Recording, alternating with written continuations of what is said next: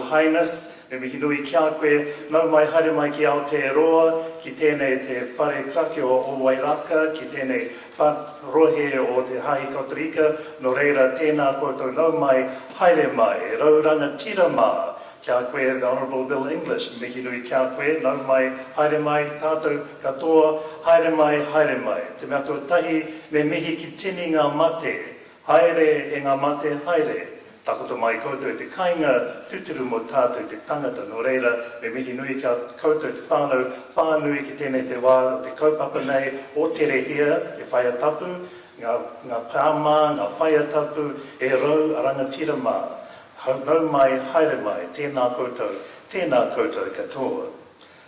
On behalf of our Catholic Bishop of Auckland, Bishop Patrick Dunn, and of our parish family here at Christ the King, Father Peter Tipene, I officially welcome you all here to this third gathering for the Interfaith gathering 2013. And we welcome you all here to the sacred place, particularly the Honourable Bill English, to His Royal Highness, to our dignitaries who have gathered with us today, to the various members and leaders of our various faith traditions who have gathered here with us as well. Tēnā koutou, nau mai, haere mai. In the tradition of the Māori people, in terms of welcoming, it's a great honour to have you here gathered today as one. And when we come together as one in unity, it's also an opportunity for us to share who we are and what we are. So particularly to those of us of various faith traditions, again, welcome, nau mai, haere mai. And in honour of this occasion, I invite us now to stand, please, for our waiata, which will be our opening hymn, Let There Be Peace.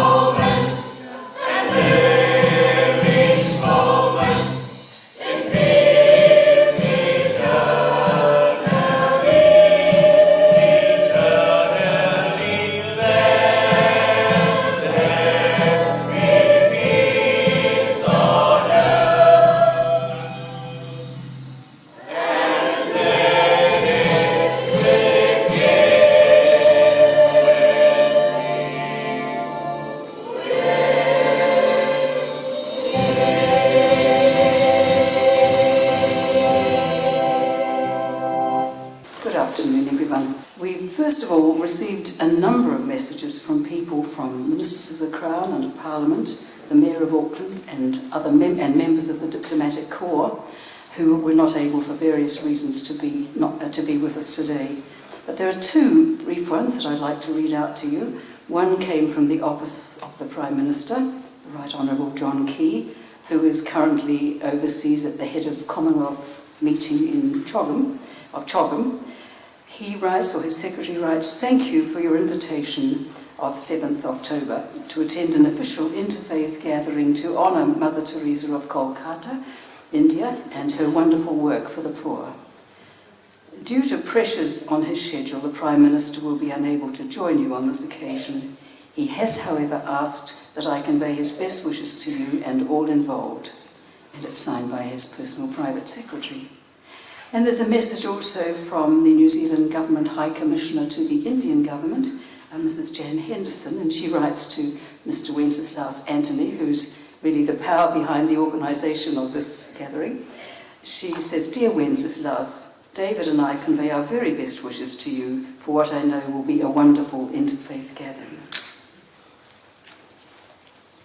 So now we're going to call on a member of our Mother Teresa Interfaith Committee, Mr. Warwick Wright, who will introduce the meaning of the lighting of the lamp, which will then be lit by His Excellency Mr. Sanjay Verma, the Deputy High Commissioner from India. Thank you. Good afternoon.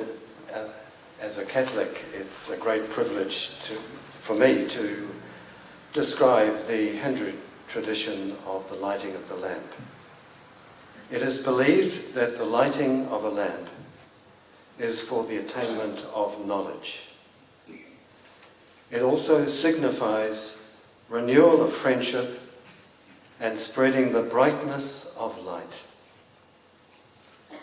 Knowledge is a lasting inner wealth by which all outer achievement can be accomplished. The flame of the lamp always burns upwards, signifying that this knowledge takes us on to higher ideals.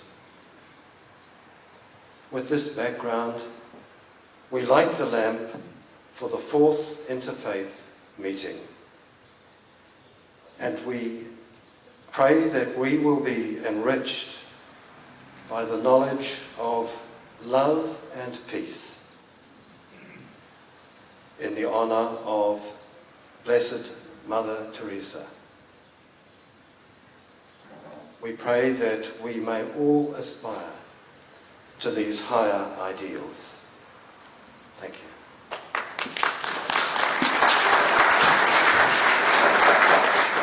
Mr. Wenceslaus Anthony really needs no introduction to many of us, and we'd like now to invite him to come and speak to us.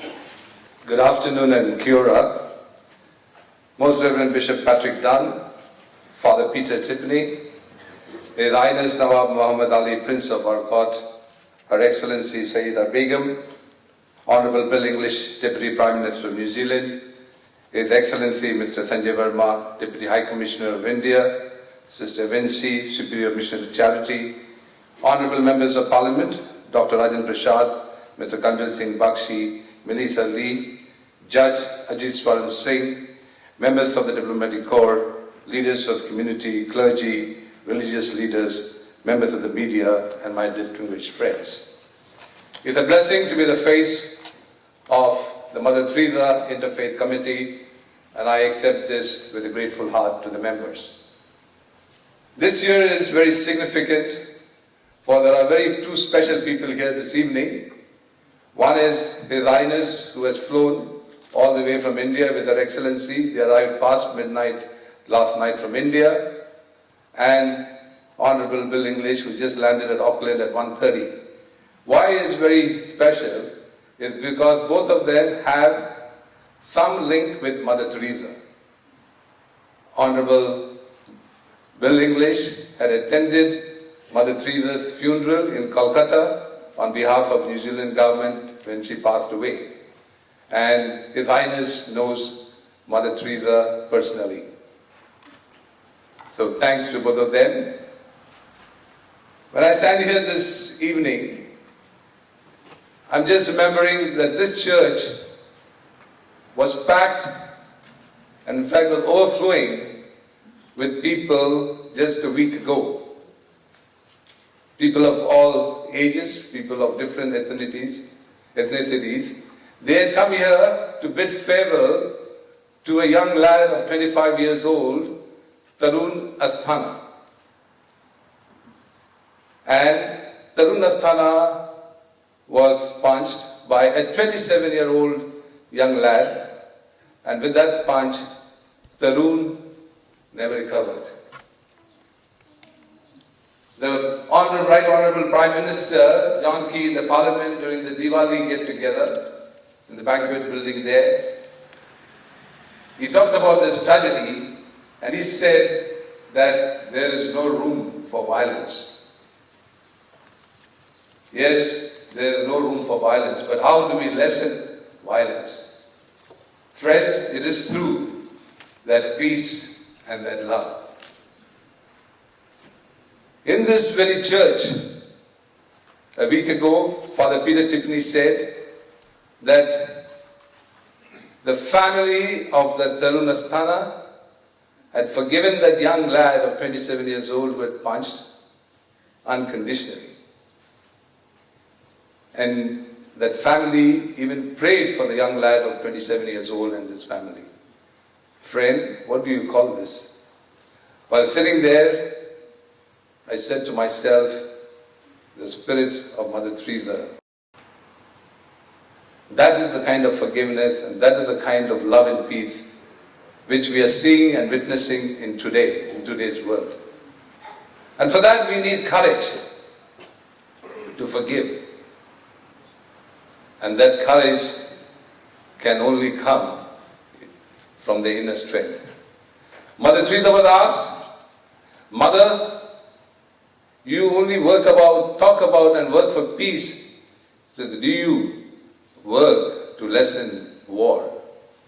And Mother said, when you work for peace, you lessen war. Friends, that's what this movement of Mother Teresa's Interfaith is. That we want to build this movement here in the city of Auckland and all over New Zealand to build that movement of peace and love so that there is no violence, beginning at home, beginning in our communities, in our churches, in our synagogues, in our temples, in our mosques. Mother Teresa is the force that brings us all together.